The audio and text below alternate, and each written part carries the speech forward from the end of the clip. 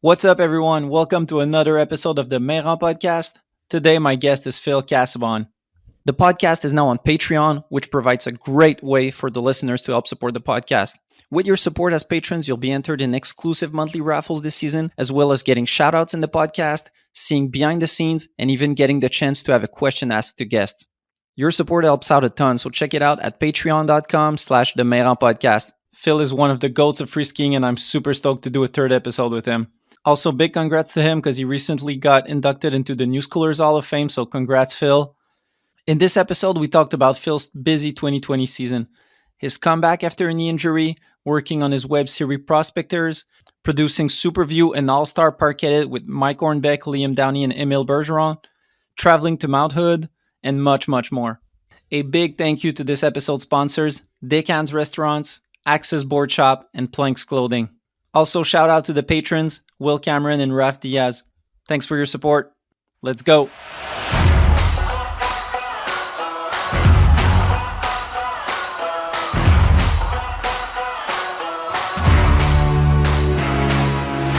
Mr. B-Dog, welcome to the podcast. Yes, we're back. We're back for part 3, or no, not part 3 because it's an entirely different episode, but stoked to do a third episode with you. Yeah, man, always a pleasure. How's it going in the Shawi life? We're back at your home in Shawi. Yeah, Shawi life is good. Colors are popping. It's that time of year where the leaves are falling, and I'm really happy about the winter coming soon. Last time we talked, it was exactly a year ago. You were coming back from a knee injury, doing a lot of rehab. Since then, you've dropped a couple projects, a couple edits. It looks like your knee is all good, right?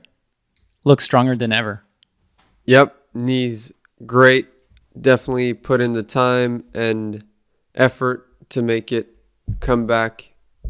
And so right now I'm definitely focused on being strong, and overall health is my main focus. You've basically, before that knee injury, you had 2 other ones, right? Just one. Just one? I thought you had one. So you had an injury in like 2017, around then? 2016, yeah. 2016? Mm-hmm. And I thought you had another one back in like the level 1 days. That was a tibia plateau. Broken. Damn. Yep. Part of the game. Yeah. Fuck. Last time we talked, you told me that you were looking to get into the Quebec backcountry. Had some plans of exploring it with your friends Frank, Emile, and all that crew. And then you dropped something that we had never seen before in Quebec, the web series Prospecteurs. Tell me about that. Where did it come from? How did it get together? What was the experience like for you? Doing a backcountry focused web series in Quebec in a winter that wasn't the best. Yes. So it came from Raf Sevigny, who's a cinematographer, a local snowboarder who is sharp with the camera, editing, and overall movie production. And he had a vision to reunite snowboarders and skiers locally to make something that would diverge from the typical street skiing and snowboarding that those dudes did. And so he wanted to go in the BC, and we were all keen, thought it was a great idea to switch it up for a season. Also, I was going to sort of smoot my way into the season because I was coming back from a torn ligament. And it turned out to be, well, first we just played it by ear because, as you said, the winter was very scarce. There was not a lot of snow, so we had to deal with whatever circumstances we were dealt, and did our best doing so, and got really trying to get creative with it, just showing up to places. And Raph was like, yeah, there's no powder over there, and like, well, everything's booked, we're gonna be there. So I was just trying to bullshit ideas, and that's where I came up with La Creuse, which is deep snow, sort of like the search for deep snow was the goal. And basically we never really found it, but we showed as if that was the purpose, and we did find it, because every story has to have a good ending. So we did find some patches here and there and made it look through the cinematography and just editing wise that it seemed like we had a good winter. Like everybody was like, oh, so it seems like there's a lot of snow in Saguenay where you went, but there wasn't more snow than anywhere else. It's just a matter of us skiing over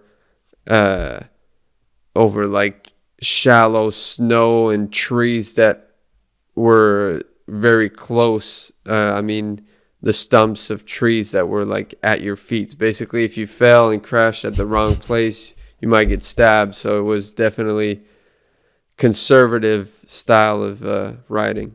Yeah, I remember talking to Emil and asking him how your trip went, maybe the first episode. He was like, man, I'm glad no one got hurt. Because it was basically like beginning of the season, January, there was just enough snow to have a first layer. Like there wasn't anything underneath. It was like tree stumps, like you said. Because you've been all over the place. You've been to the nicest like POW places. You've been to Japan. You've been to Japan? Yep. Yeah. You've been to Japan. You've been to Whistler. But also you're from here, so you know it's not going to be the best snow. How was your apprehension going on those trips? Yeah, thought nothing of it. No expectations is what I try to go for now. So there's no disappointment. So I definitely was very happy on the result, just like hanging out with these dudes and experiencing resorts in Quebec that I hadn't experienced. And the terrain is really dope. Like at these places, they got some nice skiing to be done. We just didn't hit it in the right time, but the experience was definitely worthy. And we were well received over there. The people, the community is just so nice and warm that it made it all much more appreciated. Yeah, your phrase of La Creuse, talking about trying to find deep snow, I think it really made the rounds in Quebec, because everywhere I went, people were talking about La Creuse. Or like even for us, we crossed paths in Murdochville, and we had the same thing all along when we were filming on our side, like, let's find La Creuse, but the joke turned, for us, it turned to La Croûte, meaning the crust, because we got a bunch of rain and then we were stuck shoveling with crust everywhere. But yeah, I think it had a big impact in the Quebec scene, at least. Yeah, it's cool. Definitely when I was brainstorming ideas to make something, when I came up with La Creuse, I was like, yeah, that's something. Like that can make, that's easy, rolls off the tongue, means something. It's definitely like Quebecer. I don't think it'd be like a thing in France, really. They'd probably laugh at it and it'd probably be a good joke, but yeah, we also had La Croûte on episode 2 to deal with.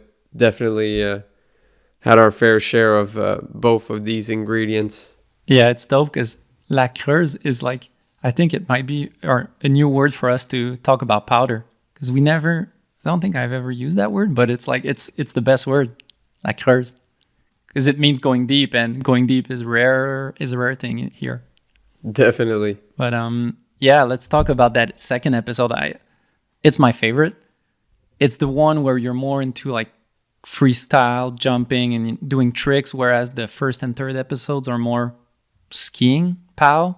You didn't find POW, so naturally the second one stood out more to me. I thought it was so cool. Like it reminded me of those episodes, not those episodes, but those videos you see in Utah where they go into the backcountry and build some booters. And it was just a festival of booters, but in Quebec, in spots that you wouldn't expect. Like, tell me about like the thought process of going to those spots, or how you found them, or how it was, because you made a sick episode out of nothing, really, out of like sand pits, it seems.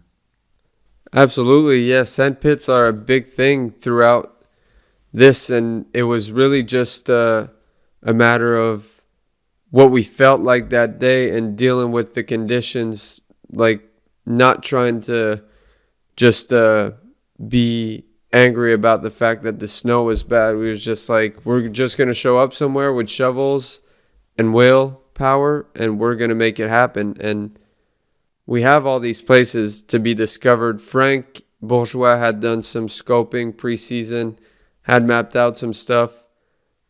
And then, like, you just walk around that zone and find some new zones and just really focused on mine that zone as much as possible. And we were also, second episode was all home based for the crew, so it made it easier for all of us to come back home, have a collaborative dinner like the classic, and then the next day we could just head out, drive our cars, come back, get dry. Just made it really easy. And it's always easier. It's always been easier for me when I have a stable and rooted home to be creative, just as far as like environment. If I'm staying in a place where I'm not feeling it so much, I'm not going to be as nice with it on skis. So that plays a big part. Mm. So all of that episode was filmed in the Shawi area? Yeah. That's dope. Yeah, definitely some gems all around Shawi. There were a lot of creative ways of going about the terrain that you did. Some different types of jumps, different types of setup. There's 2 shots in that episode that really stood out to me. First one is your 180 to, how would you call it? Switch flare? 180 to switch flare, which is super stylish, but also unexpected. Like, I didn't expect Phil to do that. Was that a trick that you had already done? Because I don't think I've ever seen it from you. Or was it just like in the moment saying like, okay, I feel like doing that? I had it in mind. I had never done it. Switch flare, neither the combination of both. And Frank did a similar trick before me. It really inspired me. It was like, this is the time, this is the setup. And Frank did it so nicely. And I was like, I asked him if it was cool if I replicated sort of like the same trick on skis. And he was like, of course, man, do your thing. It's different sauces anyway. I was trying to pop it off the noses and pop back from the tails. He was trying to sort of like fakey ollie his way to the flip. So anyway, the result is really different. But yeah, that was sort of unexpected for me, although it's something I had planned. I had in mind for a while, but Pabin had done it on a rooftop, a 180, but he had like fully switch fakey nose press, sort of like switch flare out, fakey flare out.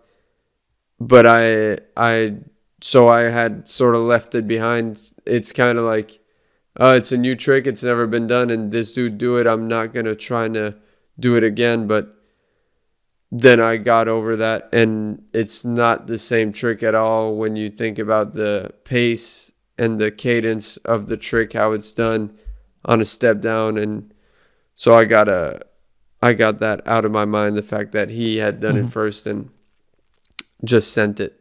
And now it's time for a first sponsor break. Axis Board Shop is a sponsor of the podcast once again, and I'm stoked to have them. They support dope athletes, they sponsor video projects, and they put together the best events. They've been in business for close to 20 years, and they're still passionate about everything skiing and snowboarding. Whatever you may need this season, they've got it. Skis, boots, bindings, clothing, outerwear, you name it. So if you're in Quebec, go check out their shop in Saint-Sauveur. If not, check them out online at axisboutique.com. Support companies that support skiing. Support Axis Board Shop. And I think there's a big thing to say about different setups. A trick is one thing, but then on what kind of setup you do it changes it a lot. Like, let's say if, I don't know, Magnus just dropped something with a nose under 2 on to 1 foot on a down rail. Let's say you go and do it on a floor kink, then yeah, you're doing the same trick. But, you know, it's what you do it on is as important as the trick in my mind. Facts. Oh yeah, that trick was so dope. Thank One you. of those rare occasions in 2021 where you go like, oh, gets you stoked because we've seen so much, right? I find it's harder now to get like that little oomph that got me going. Hell yeah, I'm glad it did. I was actually saving that trick for, and I kind of wish I did, but it's out of the bag already. And I'm happy it is. But the last day of editing, I was like, all right, let's put it in, just like to heighten because anyway, the episode was so dope as in itself, and I was like, might as well just put all the firepower in this thing. Second shot that was my favorite of that episode is JF Wool's dub backy, because I think I talked to him after it or whatever, but I understood that he had never done a dub backy, and it was his first one at 35 on a kind of sketchy jump.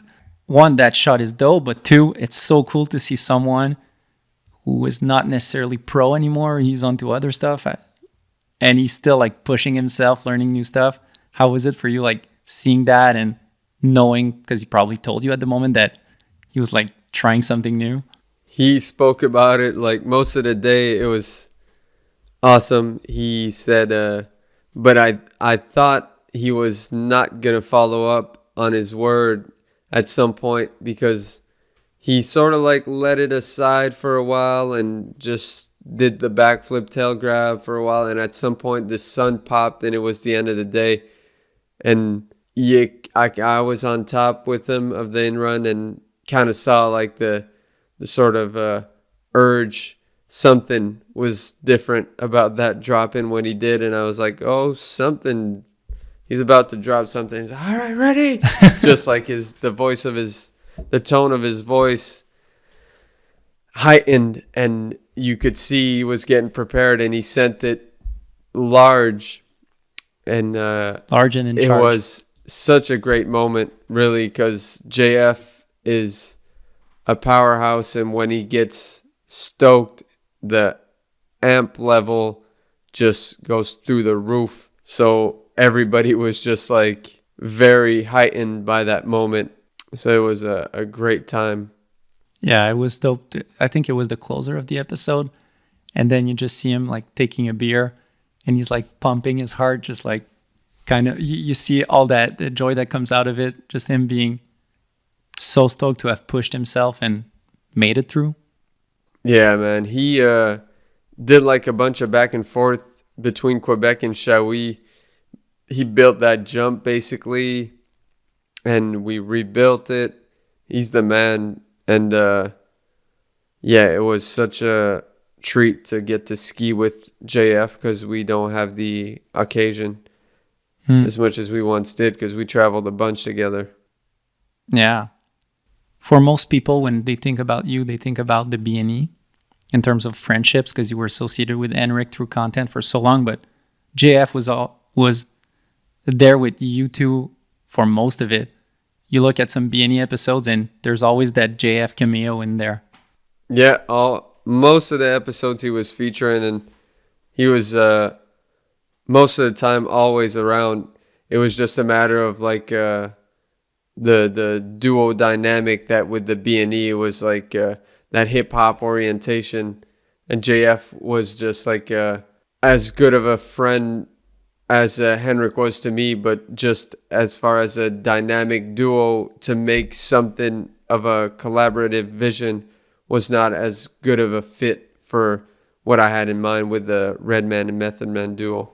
The first shots you've ever had in level 1 were with JF in Turbo.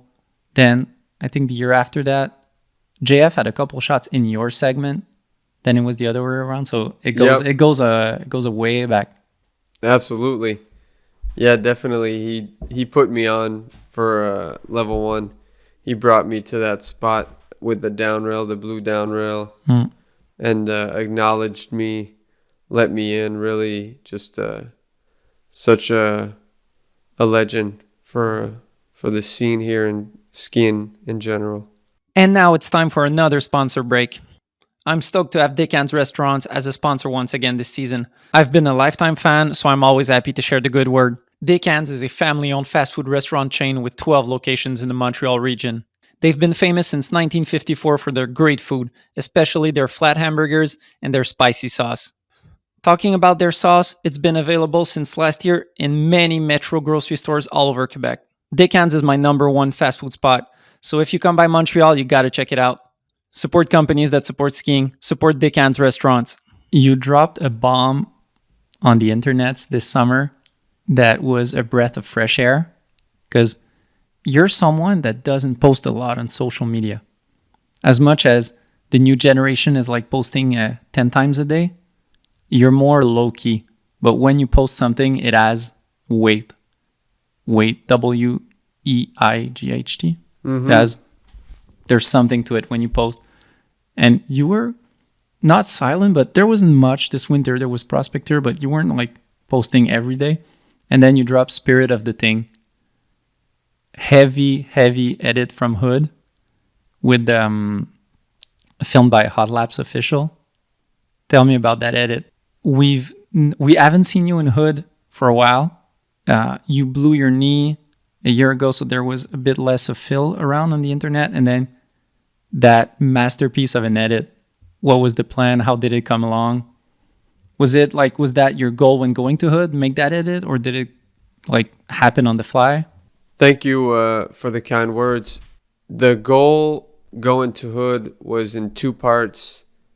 Yes, film with Hot Laps and get some footage that was not purposed for a single edit, but that was purposed for a season edit. But it turned out that the content of Hot Laps, I don't know, I just felt like it was the right time to make this like short piece.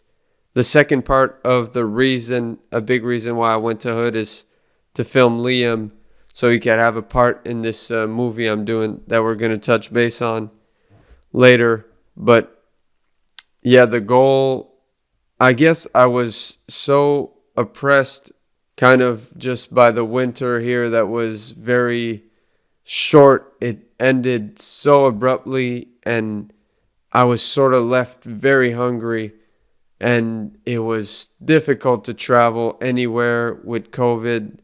And so I was kind of left like still very hungry for more skiing. And I tried to go to Mammoth and it didn't follow through because of the COVID in May.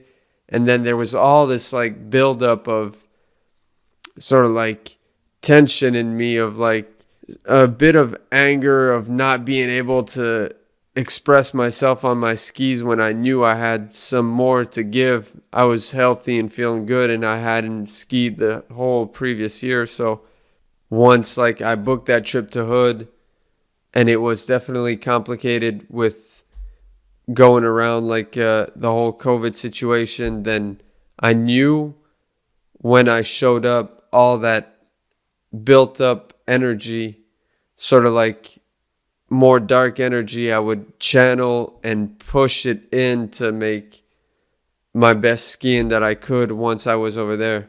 And that was the focus really with Hot Laps. And he's highly in demand. When you go up there, it's like, and obviously I'm one of like his main peoples to film with because he's hired by Monster.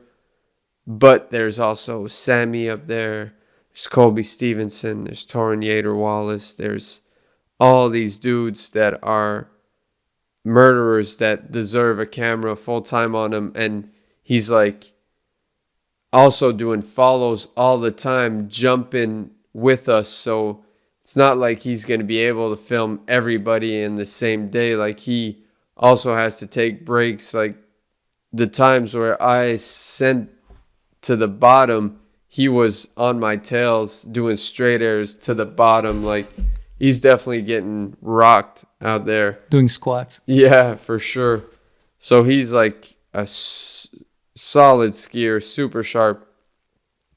And our energy together was really synergistic. It made it really easy to build that edit. It was basically 6 days of us filming together, or maybe 7. I forget. And the idea was to get one clip a day, and a solid clip a day. And that's the edit.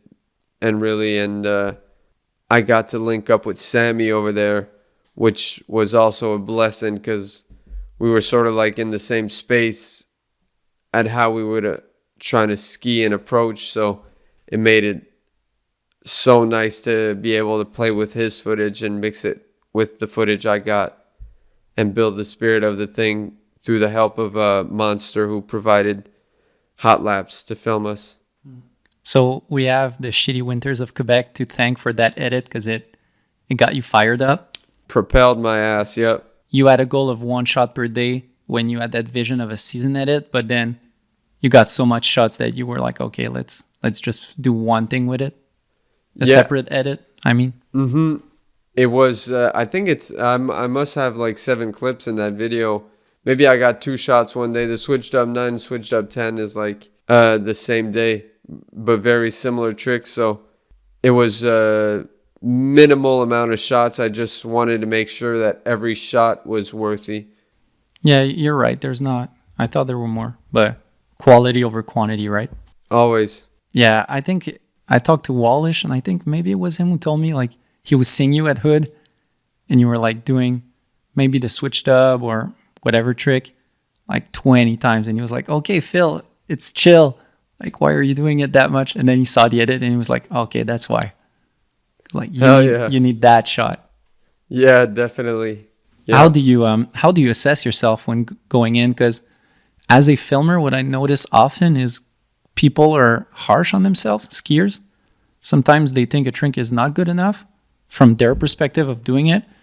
And then they see the shot and they're like, oh, yeah, it's not that bad. Like, they see it worse when they feel it worse doing it. And then they see the shot and it doesn't look as bad as they thought it was going to look. How is it for you assessing on the moment versus looking at the shot and that whole thing?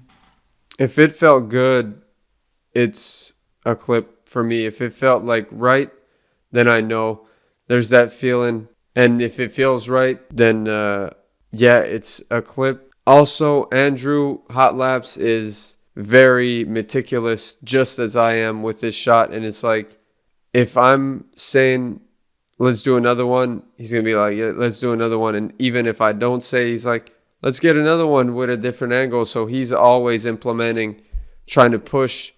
He's just as hard on himself as I am. So the result is we're going to get a clip that is to the fullest potential of that trick.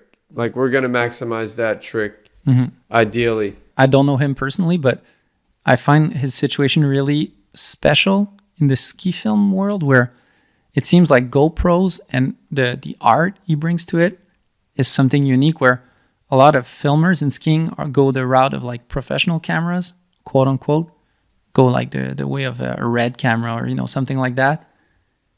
And it seemed for a while as if GoPros were kind of, if you weren't taking yourself too seriously, you took a GoPro. And if you were serious, you took the big camera that was worth a lot of money. And he's kind of bringing super high quality shots and visuals to something that people didn't see it that way before, it seems to me. Yeah, I agree. Yeah, GoPro's on the rise. It's just so easy to carry around, and also it's minimal for the risk. It's cheap. It's easy to work. And yeah, I've used a fair share of GoPro this year.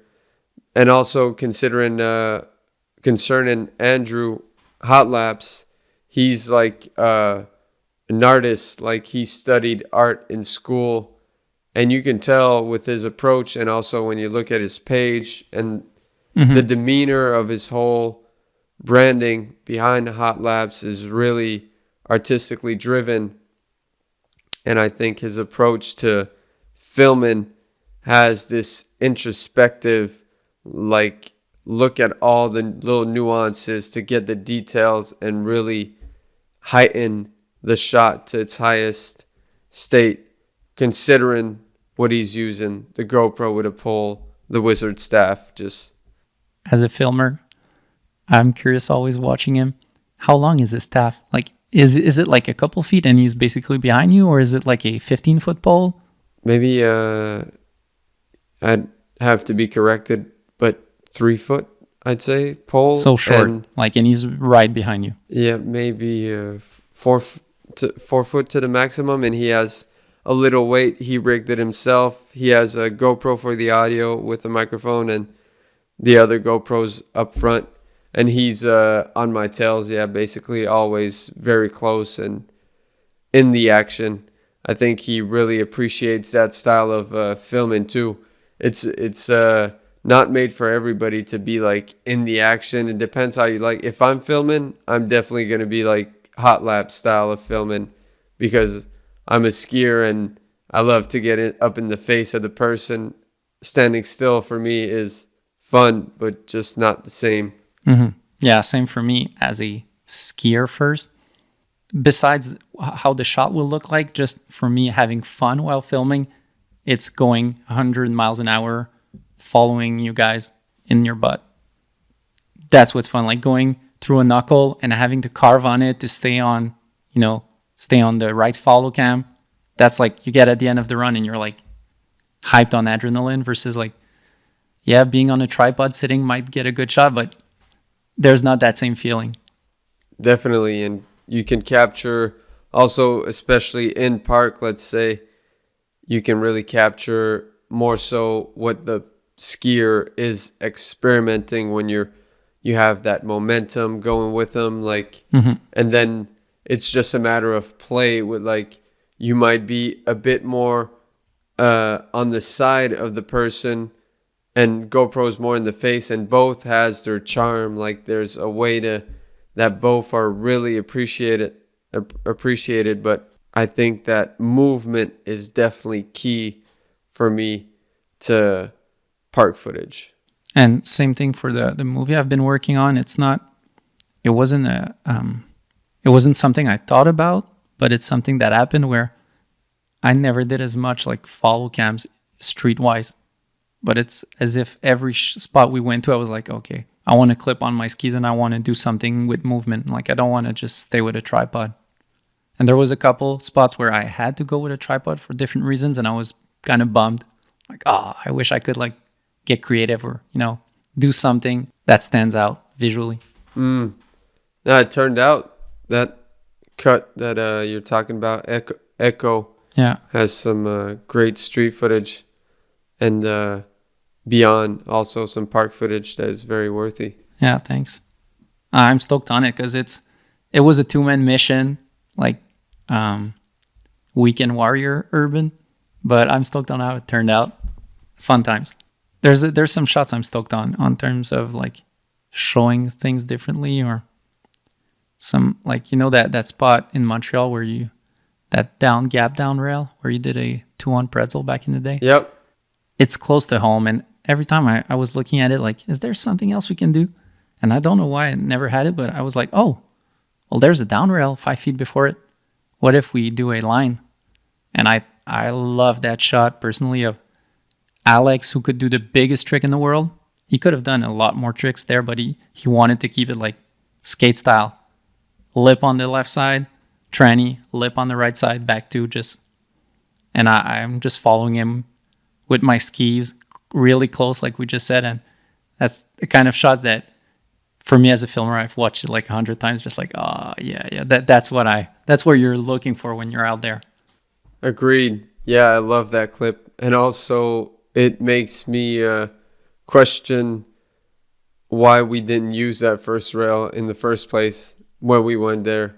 I guess lines weren't as proficient as they are today, but definitely was made me envious of using that. It's using the whole spot, really. And now it's time for another sponsor break. I'm stoked to have Planks Clothing as a sponsor again this year. I love the brand. Everything they make is top quality and super stylish. Planks has just launched their new No Skiing on Mars capsule collection. The No Skiing on Mars collection is a collaboration between Protect Our Winters UK, also known as POW, and Planks Clothing. With the sales of this limited collection made from recycled fabrics, they aim to raise over 5,000 euros. This donation will help fund POW's carbon literacy program, which is already changing individual and businesses' carbon consumption for the better. Mars may be the next frontier for human settlement, but it sucks as a ski destination. Our Earth is amazing and we must help protect it. No Skiing on Mars is available to shop now at planksclothing.com. Support companies that support skiing. Support Planks Clothing. There's fun things where it's a detail, but it made me laugh. There's a big thing in street of like not repeating something or finding something unique or finding new ways, finding a unique way to do something. And I thought that's something we found with that spot. And then we went with another skier, Fred. And Fred sends me a photo 2 weeks later because he wanted to hit it again, I think, maybe. Anyways, he sends me a photo and he's like, oh, no one will be able to do what we just did because the first rail is already broken. Like a snowplow broke it. Oh, so word. It's like we did it and that's it. Oh, yeah. That's what's up. Or bring explosive at spots and just every time you nail a trick, you blow up the spot, literally. I was thinking there's this one spot in Shawi that I got to do this year that I'm the first to ever do, and it's the biggest spot I have ever done. And I was planning to release it not this year. Now it's coming out this year, but I was planning to release it a year from now. And I was thinking like, damn, maybe I have to like go and because I put 2 years of work, like not 2 years of work literally, but on and off going over there, cutting rods, chopping some small trees and making sure I could access the spot. And now it's all possible to be done. And I was like, hopefully someone doesn't show up and like reap all the benefits of my work. And I was thinking like, should I go and cut that rail? But then nah, that's like obviously some childish thought. But I was definitely that's cool that it happened under the circumstances of somebody else breaking the rail for you guys. Can you tell me a bit about that spot, like without spoiling too much? Is it a drop, a rail? A bit of both. It's a street gap into a rail into a transition. Yeah, it incorporates all most of the facets of street skiing that I'd say make it one of my favorite clips of all time because it's big. I slide, I get a transition, I do a gap. It's a few things all together that make it.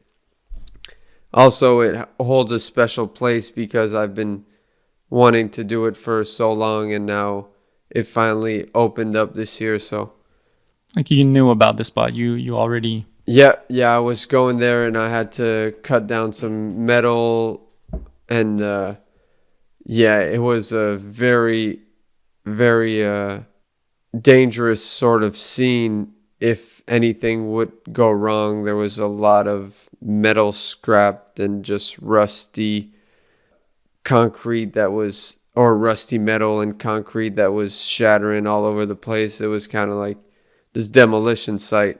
So, yeah, I got 5 tries at it before we got kicked out. And right before the last try, the 6th try, we got kicked out, I guess, in between 5 and 6. And I was like, just let me get this last try. Dude was like, all right, I'm going to go take a walk. And once I'm back, you're out. Got it that try. Obviously, it always happens that way, sort of. It's like, I wish I could put myself in that state of mind where I was going to get kicked out the next try and get my tricks every try. That's kind of what I'm trying to aim for nowadays, but turned out. Yeah, you're right. There's always that, I don't know how you would call it, that there's always that thing happening where if the guy's kind enough to let you hit it one last time, it's like, it's happening. Yeah, it's that pressure. And it's hard to put the pressure on yourself, really, just because there is so much already about doing the trick and sort of like it involves risk at that point. So, but that sort of like gets you an ultimatum of like, oh, this is it. Like, you're not going to be able to do this, perhaps, like all in or nothing. Yeah. The only similar thing that I've seen happen with a lot of different skiers is in a session where it's been a long time they've been trying, is they say, okay, 5 last tries. Even though it's not really 5 last tries, but they kind of impose on themselves a certain limit. And if they don't have it in the 5, they'll still keep going. But it's like trying to get that feeling of, okay, I need to have it in that amount of time. Right. Yeah, definitely is something to make it work. But now it's more, this is it, than 5 last. Because 5 last implements that it's a few. It doesn't put it all in the present moment. It's like, oh, I'm not going to get it this try. Might be next. So it's more like, this is the one. Going back to spirit of the thing, I'm someone who's really, when I see an edit, I know which shot is my favorite.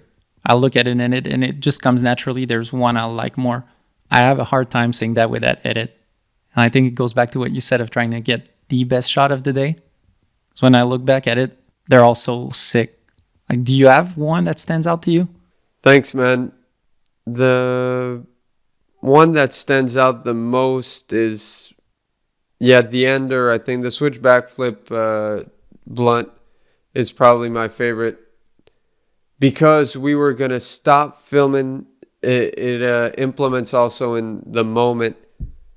There's two clips that are most valuable in that edit, but the switch backflip, we were going to stop filming. We didn't have the speed to hit the jump anymore. It was afternoon, and we called it. And then, like, I show up at the top, and Andrew's putting his stuff sort of back in his back, and I'm, like, having that feeling like, damn, I'm not going to feel good tonight, like, if I don't get this off my chest. Like, we're putting it back to tomorrow, and I'm here for a certain limited amount of time. Show up, go to Andrew.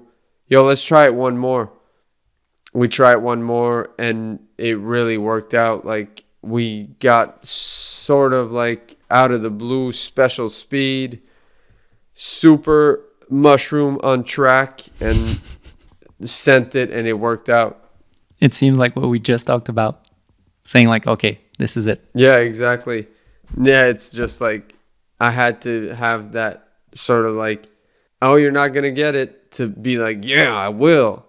And otherwise, the other trick, I think, or I know that is my favorite, is the nollie to switch butter 5 sort of in one motion. It's sort of like that trick represents my skiing and the culmination of what I've been trying to push for years. Just like putting pressure on the noses and tails within one trick and flying to the bottom just made me really happy about the way I could now use my skis. There's something to be said about the dubs you do, where right now we go on Instagram and it's the Dub 16 Festival. There's Dub 16 shots in all ways every day, but your Switch Dub 9 and Switch Dub 10, there's something about them. I think it's the landings. It's not only the landings, like they're perfect all around, but to me, you land with so much authority. Like you land with that kind of, I don't know, it's a rare thing of just the definition of stomping a trick. You could do a screenshot of the moment where you land and you just have your body saying like, yeah, that was it. Thank you. Yeah, definitely trying to feel good, and those were good feelings. So we knew that we had it in the bag once we got those. Yeah, and you have a thing with your blunts. You have a unique way of grabbing blunt. Is that on purpose, or is that it feels smoother that way for you? But it's kind of an uncrossed blunt. I'm definitely trying to keep my legs as much as possible. Ideally, in a perfect world, I always have symmetrical skis to sort of shape like a snowboard and not cross the blunt anymore. I love crossed blunts, but I just can't do it like Vinny does, let's say. Like a beautiful cross like Vince. He's got the nicest crosses, but otherwise my cross is like in between cross, so then I'd rather it not be crossed at all and try to keep the skis as parallel and symmetrical side by side as possible. Well, the way you do it is, it looks good, but it's also unique to you. Like we'd see it anywhere else and we'd be like, yeah, that's the Phil blunt. And I don't know, it seems like a recent thing, these kind of blunts that you do. Yeah, it's definitely more a recent pursuit. Although, like, could say Hornbeck had, I guess, I mean, a lot of people's got such nice blunts, like, but I really appreciate you giving me or saying that I have a particular type of blunt. I really appreciate it because it's definitely something that I love doing, and also something in skiing that is common to most people that are professional skiers has like a style of blunt, and it's hard to get something that's out of the or different than everybody else. But like a lot of people have like these blunts that are special. Like Henrik's got special blunts, horns. Parker's got one of the nicest blunt in the game. His 7 blunts are masterful. So just trying to have my piece in there. I've always had something for reverse tails more than blunts. I don't know why, but like I remember like B Paul's dub 10s with reverse tail. There's something there that like, those get me. Yeah, for real. Paul's dub 10 reverse tails were something else like early on. And Charles Gagne also had some of the nicest reverse tails ever seen. But shout out to the reverse tail master, Rainville. Tanner Rainville had the nicest reverse tail still to this day from his Matchstick Production segment yearbook. I think those are untouchable still. Yeah, true. There's a couple of shots, I think, in Turbo, maybe real time in Turbo in those years. Still, yep. Where Switch he does sevens. lead tail to blunt, or maybe the other way around, but those always stood out to me of being like so nice. How was it for you going back to Hood, having not gone for a while, going back after a bad winter in Quebec, in the COVID situation? Like, there's been a big evolution in summer skiing, I feel, in North America, where it looks like Whistler is dying. Like I've seen photos, and it's not clear if there will still be skiing on the Horseman Glacier. How is it in the Hood? Did it change at all? Like, how is it overall for you going back? Super treat. Yeah, it's family over there, and I got welcomed with the highest love by Kevin Perron, who's Brady's brother, and also Win Burns, who hospitably, anyway, they welcomed me warmly at their home, and I got to camp there right next to the house. They had outdoor shower for me to go in, which I rarely use because we would go every day at the Salmon River to get cold bat. But anyway, it's a treat to go over there. I get to see these people that I don't get to see this often anymore in life, and all these folks that have the same push and drive towards life as I do, and we're reunited because of skiing. But we evolved where we get along on so many different levels outside of skiing. Skiing's just what gets us together at this particular time. But yeah, it was family. I got to see such great people that I love to be around, and it really felt like home there for a second. And I was just like, damn, I've been missing this type of feeling. But it's that type of like treat, you know. Don't get it too often, but once you get it, you just make the fullest of it. And once you come back, it's just like after a pleasant meal where you just ate exactly what you wanted to eat, and your microbiome is just like happy, celebrating, and you go out and to the toilet and do a perfect poop, no toilet paper needed, and you just like, God damn, this feels good. My body is nice. I love the analogy. And skiing wise, how was Windell's doing? Because I remember like going to Camp of Champions and seeing it in the 2000s, and it was the biggest thing ever, the compound with basketball, and like there was hundreds of kids. And then a couple of years later, it was dead. No more Camp of Champions. How does it look for Windell's? Does it look still booming? It's popping. Yeah. A lot of people, because there was a High Cascade also that was on the glacier, and sort of like Camp of Champs, similarly for Whistler, everything went to Momentum, sort of everybody migrated there, and same thing in Hood where High Cascade, I don't know what happened.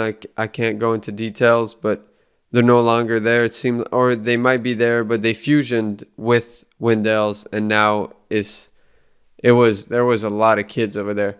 Also, like the American freestyle, slopestyle, half pipe team were there, and some Canadian teams were there. So hood was popping. A lot of people were there. There was a heat wave right before I got there, and snow melted at a high rate. It was incredible. I think that they said like 300 centimeters in a day went melting. So right before I got there, that's why when I showed up, it was like, damn, this is very parched over here. But they still managed to make such dope parks, and they put the work in. Such a treat to be summer skiing, man. It's like some god level shit. You have a new video dropping soon. You just showed me it. It looks so dope. Park edit, 100% filmed on GoPro with yourself, Hornbeck, Liam Downey, and Emil. Tell me about Superview. Yes, sir. Thank you, man. I had a vision for a while. First off, I wanted to do a piece with Hornbeck forever. We were trying to get together in these past years, but COVID situation made it hard. Also, he has a family to take care of, so he can't move around that much. So I basically had to go to him, but this was impossible. So we set up a certain setup that we would use the same camera with the same settings and send the footage. Every clips we've gotten, we send the footage and just implement and trying to make something that was cohesive and coherent but remote. So it was difficult because it's like easier to when one person films the edit, and so he keeps his touch all the way through. But now it was like different people filming an edit, not together, and I was going to piece it together.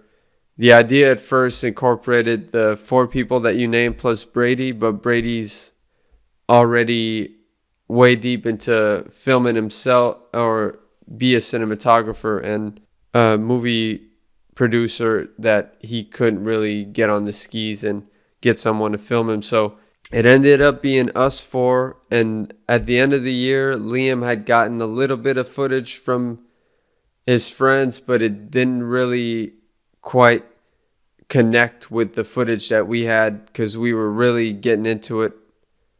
After getting Hornbeck and Spencer's footage, Emil and I, which were filming each other, sort of like got a push.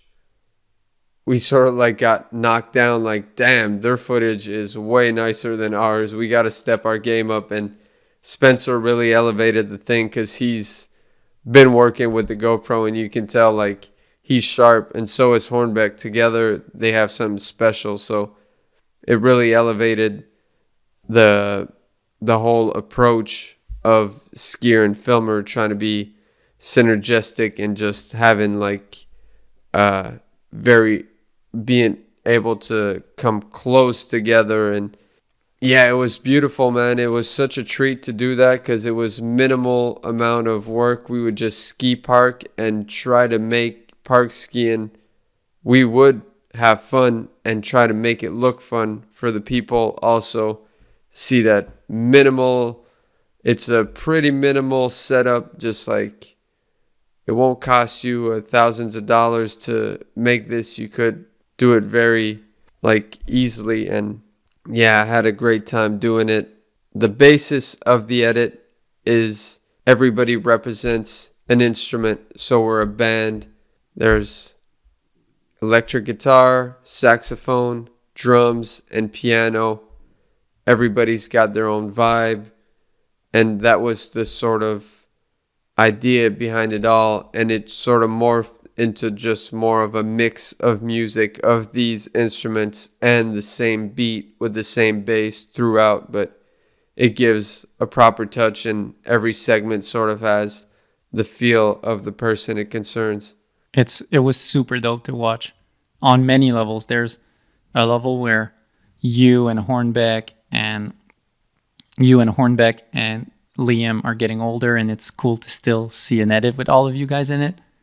So that's one touch. But on another separate one, there's the way you approach park skiing, as you said, of making it accessible. And I think that's a big strength of yours throughout your career, where you have some of your biggest edits ever in terms of views, let's say, that were filmed in early season Mammoth with small features. But you just have that way of approaching it and doing tricks and, I don't know, putting it all together into something that's super dope without being a super park shoot, you know? And I think there's that to be said where you and Emile in Quebec filmed at Avila, Vallée du Parc, and Stoneham. Yeah, and Le Relais for... and Le Relais. Yeah. 4 resorts that don't have big features, and it doesn't show, or you don't even care. Like, you guys go so hard on little knuckles that it's like, it's cool to see you guys go so hard on such small features, or, you know, how you make the most out of it.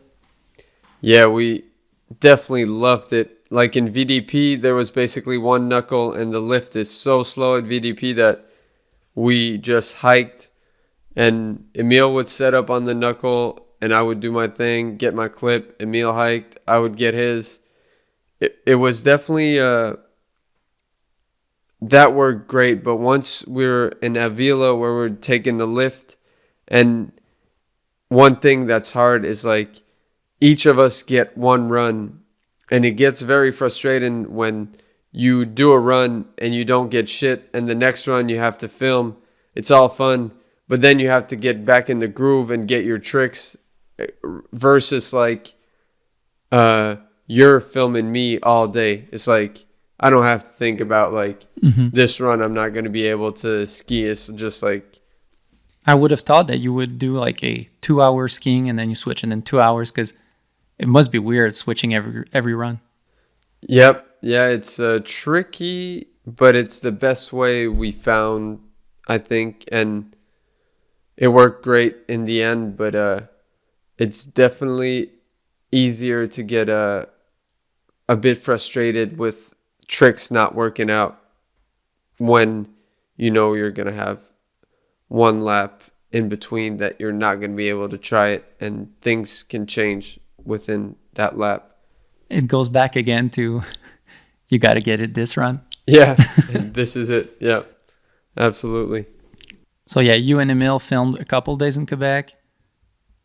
Hornbeck filmed in his side with Spencer Milbacher, and then you filmed Liam at Hood this summer.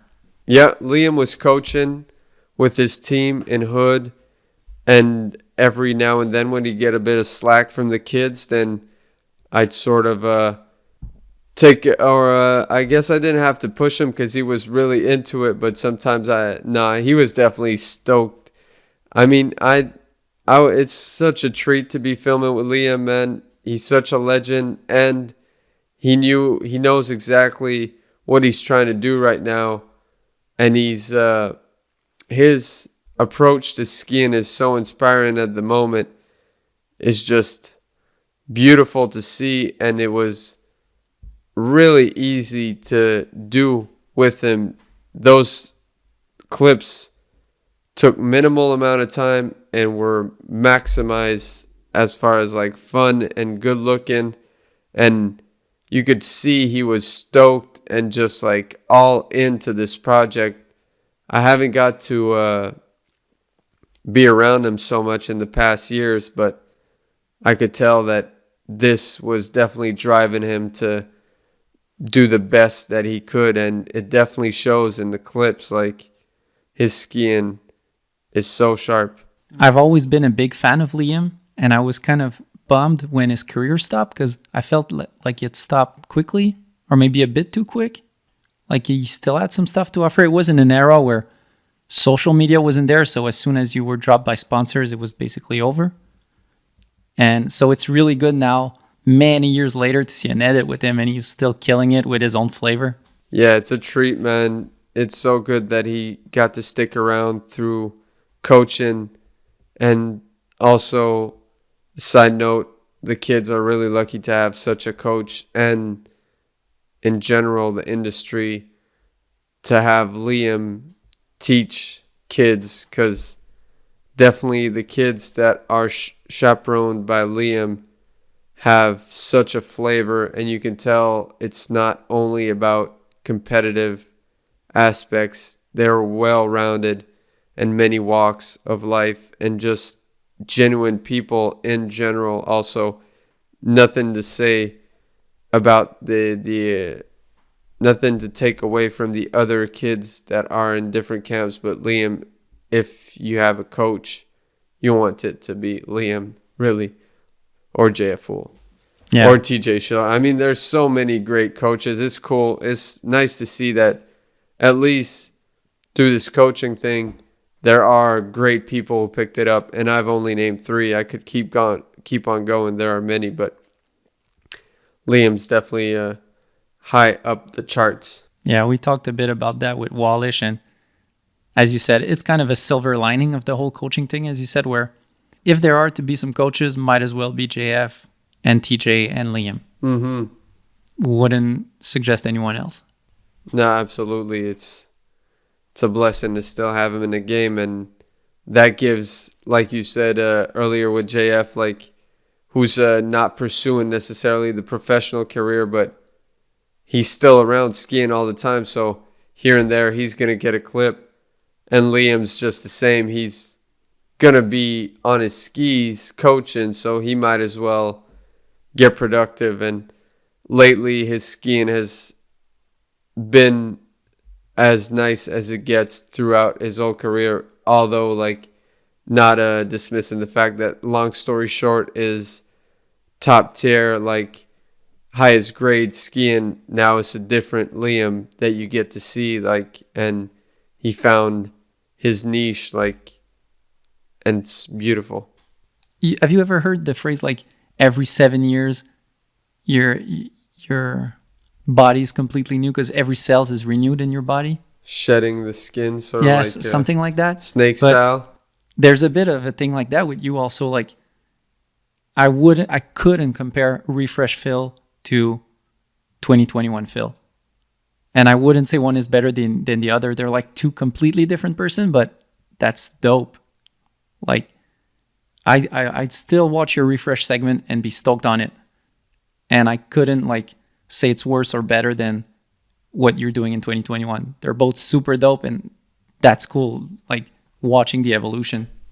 Right. Definitely. It's all about sticking with it, really. If you stick with it long enough, then obviously you're going to go through life changes, you're going to evolve, and things are going to shape up. And by fault of repeating yourself, which is something that is not necessarily fun to do in general in life, whether it be in language or in any type of approach to life. You don't want routine to be too involved, or you want routine maybe, but for a certain amount of time. And just feels good to break off the stagnant water and just get a new swell, sort of, and surf that wave for a minute. And then there might be that time in between where there's no waves and you're just still on the water waiting for that wave to come. And that opportunity, you gotta swim and catch the wave, and then you might be on for another one for another 7 years, but you had to stay in the water. If you went out, then chances are that it's going to be harder to get back in. Mm-hmm. You've been in big production movies. You went on to do your solo projects, and now you're doing these an edit like Superview, which is with a cast of friends of yours or people that you like or that you have similarities with in terms of skiing. Is it something that you see yourself going a bit of the Wallish route? Like, Wallish did his solo project and then started Good Company, which was himself at the center, but then bringing along like-minded skiers. Would you see yourself doing something like that? Like doing a project and being a Phil project, but having on different people? Yeah, absolutely. Yeah, I love it, because otherwise it's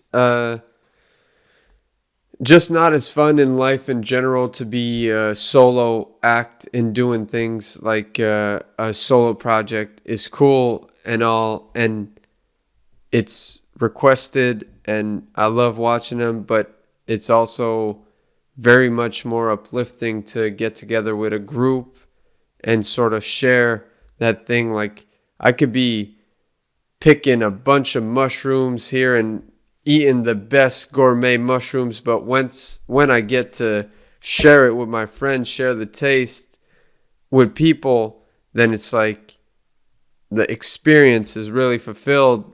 I do appreciate things on my own very much so and try to be centered, but sharing is definitely a gift. And so the possibility to collaborate is something that attracts me very much. It's just a little bit harder sometimes because everybody's got their schedule. So when you're the producer, trying to set up everybody is a task, and sometimes there's too much on the mind already to be doing so. But I think it's easily handled when you're with like-minded people. It just aligns naturally. Last year, we talked a while about your project, The Lost Crystals. Since then, it evolved. I think you had some pushback, some delays of some work or some problems that you didn't anticipate. The whole project evolved. You'll be dropping a trailer, right? Yep, this fall 2021. So, yeah, tell me about The Lost Crystals, where it's at now. What can we expect? So where it's at since we last spoke is the illustrations, which is the scenes, the drawings, where the characters will be animated on. Most of the scenes are drawn, like 80% of it is drawn. It now evolved into being a 3-piece series of short 10 minutes episodes. Now where I'm at is I got a minute trailer with sort of like shots from episode 1, 2, and not quite 3 yet. And I am animator less, so there's no one right now who is making the characters move around. So I'm kind of like in the space where I am trying to navigate and make this as nice as possible script-wise, make it entertaining, funny, light, educating sort of. So it's a big task that I've never gone into before, and I know that this is sort of like a one chance opportunity to make it come out as I wish. So I'm taking my time making sure the story is nice, and also people are easily offended these days, and cultural appropriation might be something that I'm not aware of enough, so I have to be wary of what they say, how they act, and just not insulting anybody, because obviously my mind state is not in there at all. I'm trying to make something cool relative to skiing and sort of out of the box, but I don't want to step on any toes, and I know people's nails are already broken, so it's like you got to be very careful out there. So therefore, this all being said, it's a long route to take, but to resume that I am in the process of finding an animator to animate the whole thing. And next year, by the best timing, I'll have the 3 episodes done, and I'll release each a month after the other next fall. That's dope. I'm really looking forward to it. So anyone listening who has skills in animations, hit up Phil. Please, yes. Yeah, I'm really looking forward to it. You showed me your trailer. It looks top notch. The illustrations, I don't even have words. Like, I look at it and it's professional work. It doesn't look cheap. Not 1 second. And plus, that, as we said last time, the never seen before aspect of it, never been done in skiing. So I'm really looking forward to it. And yeah, how is it for you as someone who's perfectionist? Like you like to do things the best way it can be. Does it kind of frustrate you? Does it make you anxious a bit, having that project take more time than anticipated? Or like, let's say your goal at the beginning was to have it done in 1 year, and now it's looking more like 2 years. Does it stress you at all?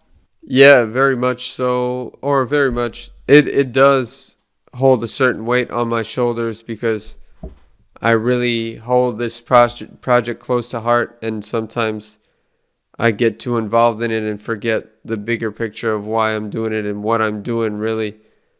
But in the end, it's all work that will culminate into making this piece. I am not in a rush to release it because I know that it's not like it's going to slip away, but I know at the same time that this is it. Like I've been saying, this has to be it. Time is now to do it. So I'm trying any chance I get to put some effort and thought into it so it can be the best it can be. But I'm also realizing how novice of a storyteller and producer I'm wearing hats that are not necessarily my cup of tea.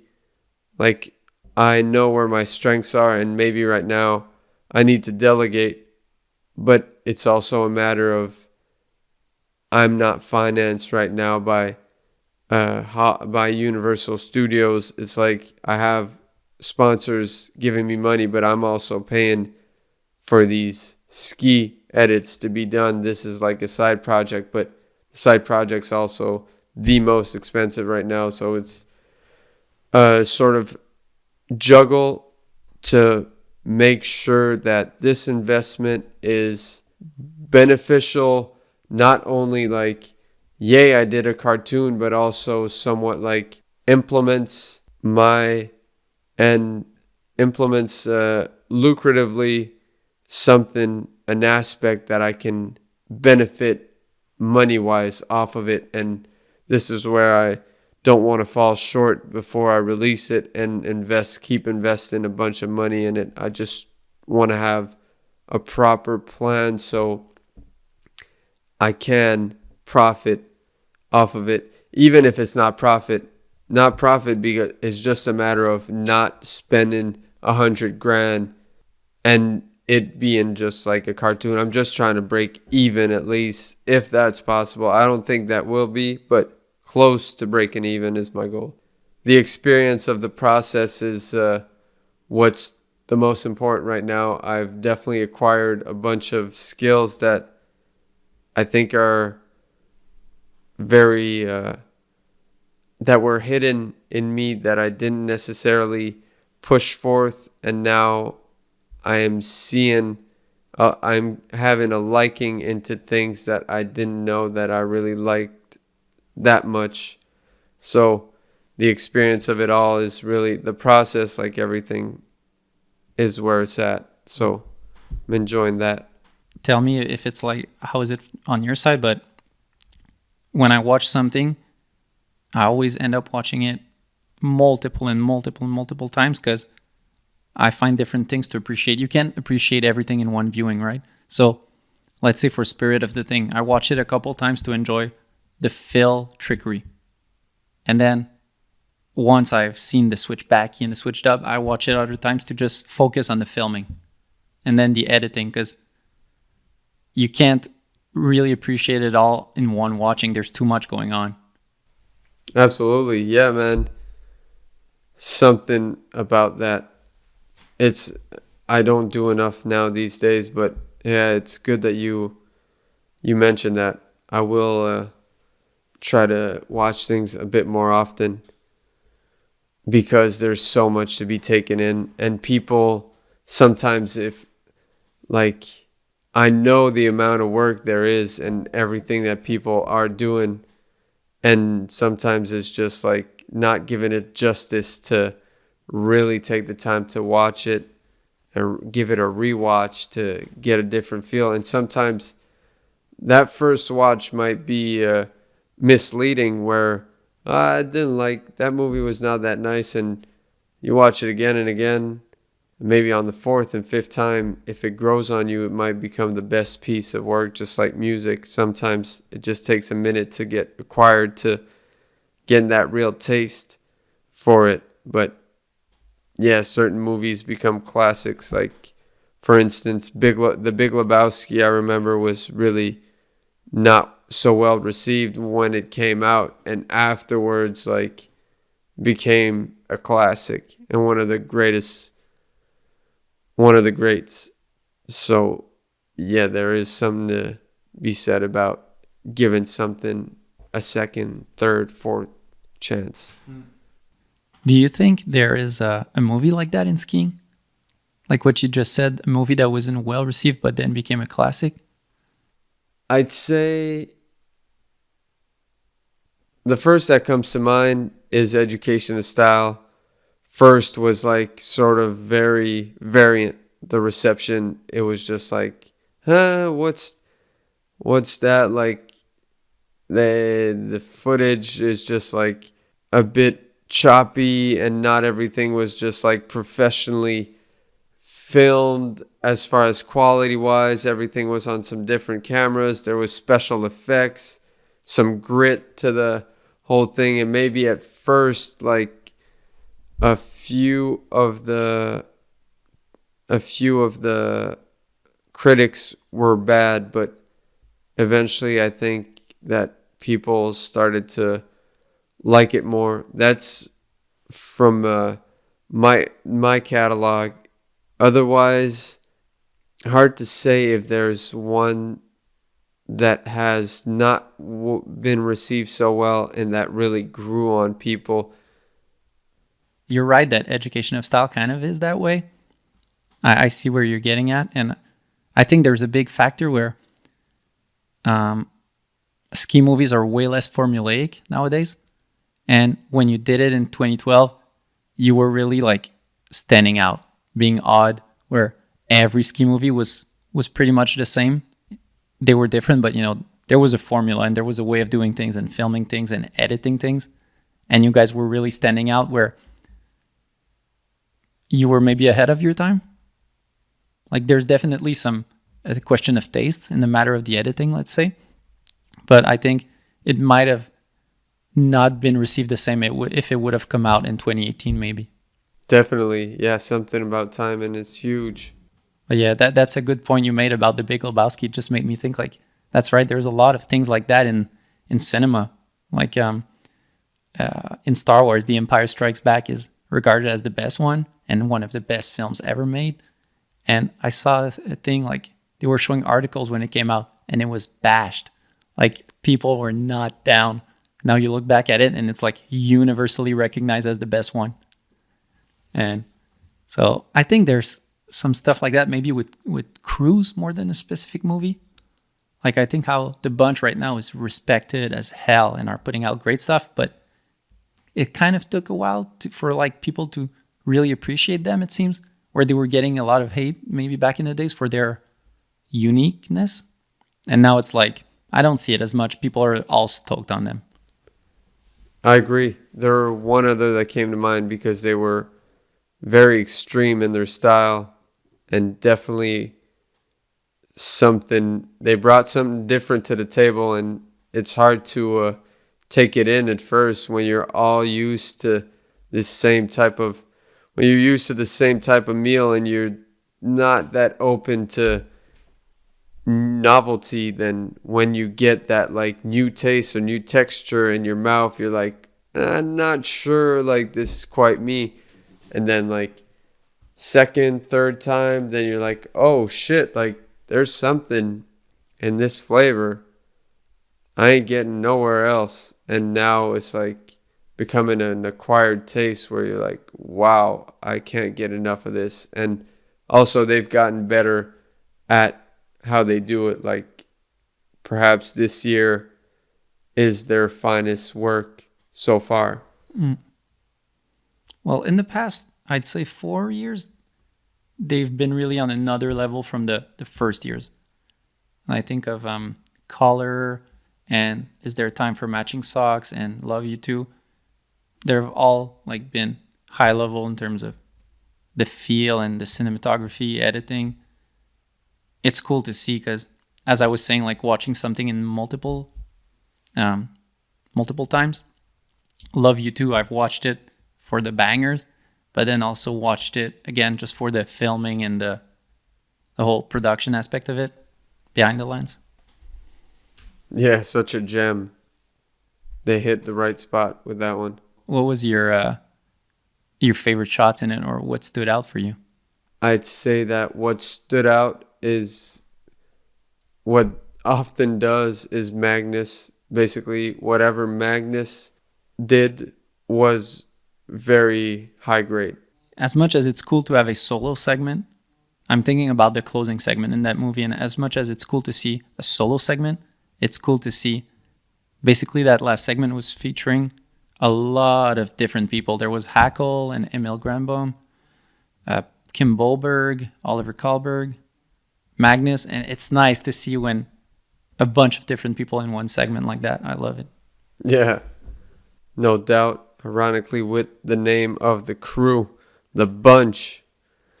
Yeah, man, there's such a fine group of individuals, and they definitely shaped something up in skiing. Like Scandinavia in general holds one of the strongest pool of skill and flavor in the game of skiing, and the bunch are representative of this. Also, quiche life, huge. One last thing before closing off. We're talking about the bunch, Love You Too, different movies. With you being, you're a big fan of ski movies. You've been for 20 years now almost, or if not more. What's your taste these days when you look at ski content, or are you still watching a lot of it? Because you're dedicating your life to skiing, you do it professionally. What's your relationship with ski content? Like, are you still enjoying it as much as you used to? Do you still watch a lot? I love it. Yeah, I think it's on comparison to any other year, because I evolved, and also the style, everything changes. So I'm not trying to make any comparison, because I hold a certain nostalgia to the game, Propaganda, Session 1242, Idea, Royalty, all these movies that were early on, and there was sort of a space where I wasn't as interested, or maybe just entertained by ski movies. But now, with the formula of like shorter movies and even long movies, but I think people are in a space where creativity is really full and rich right now, just as far as the approach of the people, whether it be the skiing, the production, editing is really strong. The movies that have stood out in so far, we're recording this, it's mid-October of 2021, and Love You Too and Nothing New are the two movies that have come out so far that has inspired me. Otherwise, I love what the bunch is doing. Quiche Life is putting out some great content. Henrik, always. Torin and Jossie are doing some cool. Friedel and Parker again. Brady and Mango, I got to see a little scoop of their movie Freehand, and that's a real gem. I mean, there's so much variety and so much content that I'll fall short in the amount that I can name right now that inspires me. But like Cruise Out of Finland, Scandinavia is so strong. Like I said, American, the Zoot Space movie was fucking great. Yeah, I think there's just a mass amount of great footage coming out. I also really get inspired by very, I'd call it novice street skiing. Anybody who goes in the street or backcountry that is not a professional crew and puts out some footage of them like in those elements. I love watching that. So there's definitely some people like on the Newschoolers website that I try to keep relevant with and definitely find some great content. Yeah, there's so much great skiers right now of the new generation that I kind of wish like Level 1 would go back to make movies and give them an opportunity, because as much as producing a solo project is fun, it's a struggle. Like I saw Keegan Kilbride's new movie. Oh, nice. Man, he's a gem. Like I'd watch him ski all day. Like man.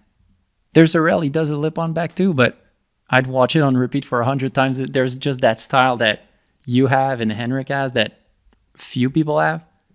Man, I wish like Level 1 was still there to star like Mango and Keegan and all those guys in a movie, the new generation. Yeah, if you put them all together, for sure. Keegan is such a powerhouse. I am looking forward to Slim to None for sure. What's cool though, also, it's just Level 1 has produced the movie of Brady and Mango and Parker and Friedel. And I think their third project is Trevor Kennison, which is the sit skier. But it's cool that they're switching it around also, because it just makes more sense maybe to make a shorter movie. But I do appreciate the fact that they did go for that style of just making single pieces with just like hire,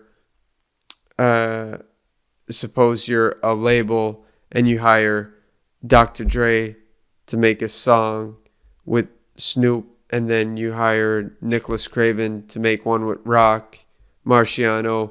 Just like this label hires a producer and a rapper to make like these single or maybe a 3-song album, and they just release like these little short mini albums. I think there's a space for that now too. Mm-hmm. But I am also from the school of longer flicks and appreciate like the full parts when you can get like the Will Wesson style and the Tanner Rainville style, which is like pretty big contrast. But when you put them in the same movie, it's like, damn, there's like, there's something for everybody to get inspired from, and also like just feels good. It's just going back to the analogy of the meal is being well fed, like, because you're being fed all these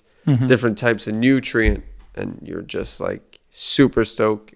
Once again, perfect poop.